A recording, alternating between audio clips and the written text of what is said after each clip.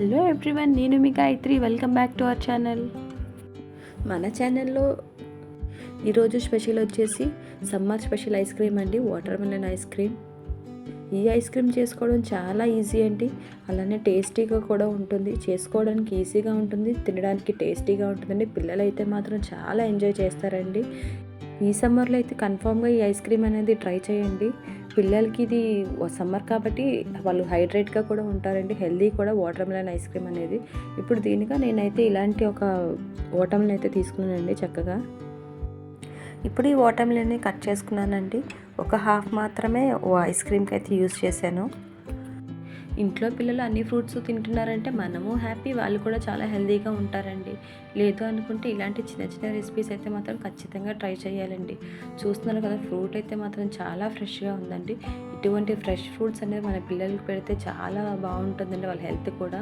అందులోని సమ్మర్ కదా, చాలా హైడ్రేట్గా ఉంటారు ఈ వాటర్ మెలన్ తినడం వల్ల. ఇప్పుడు చూడండి, ఇలా పీసెస్ కింద అయితే కట్ చేసుకోవాలండి. ఇక్కడ నేనైతే సీడ్స్తో సహా వేస్తున్నాను, వాటర్ మెలన్ సీడ్స్ కూడా వేస్తున్నాను. ఎందుకంటే వాటర్ మెలన్ సీడ్స్లో చాలా న్యూట్రిషన్ వాల్యూస్ ఉంటాయండి. అంటే ఇప్పుడు high levels of magnesium, potassium, ఇంకా ఐరన్, ఇంకా జింక్ కూడా ఉంటాయండి. ఇప్పుడు అందుకనే నేనైతే సీడ్స్ కూడా యాడ్ చేస్తున్నానండి. ఇప్పుడు మనం ఎలానో ఫిల్టర్ చేసేటప్పుడు సగం పల్ప్ అనేది పోతుందండి. కొంతలో కొంతైనా ఆ న్యూట్రిషన్ వాల్యూస్ అనేది పిల్లలకి అందుతాయని నేనైతే సీడ్స్తో సహా వేస్తున్నానండి. తీసి కూడా వేసుకోవచ్చు.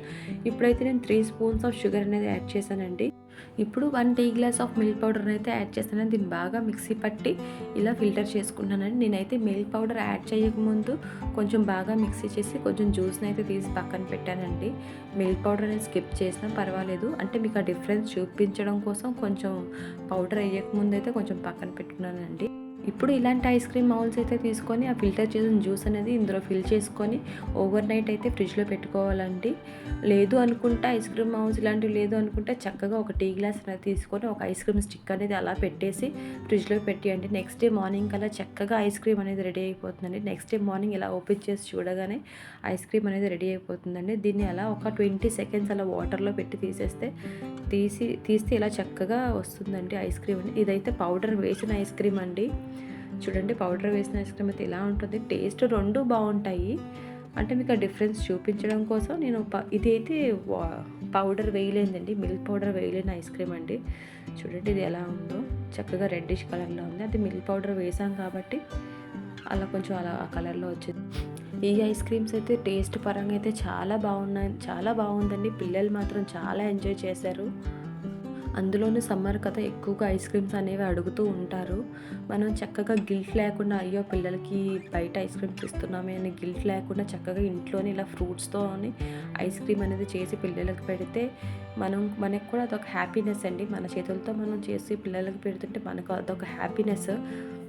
పిల్లలకి మనకు కూడా అదొక మంచి బాండింగ్ అనేది ఏర్పడుతుందండి. ఎందుకంటే అందరి పిల్లలకి కూడా ఐస్ క్రీమ్స్ అంటే చాలా ఇష్టం. అరే మా అమ్మ మా గురించి ఐస్ క్రీమ్ చేశారే అని అదొక రకమైన హ్యాపీనెస్ అయితే వాళ్ళల్లో వస్తుందండి. మన మీద రోజు చూపించే కన్నా కొంచెం లవ్, ఎఫెక్షన్ అనేది కొంచెం ఎక్కువ అయితే చూపిస్తారండి. అంతేనండి. ఈ వాటర్ మెలన్ ఐస్ క్రీమ్ కనుక మీకు నచ్చినట్లయితే please do like, share and subscribe. Thanks for watching.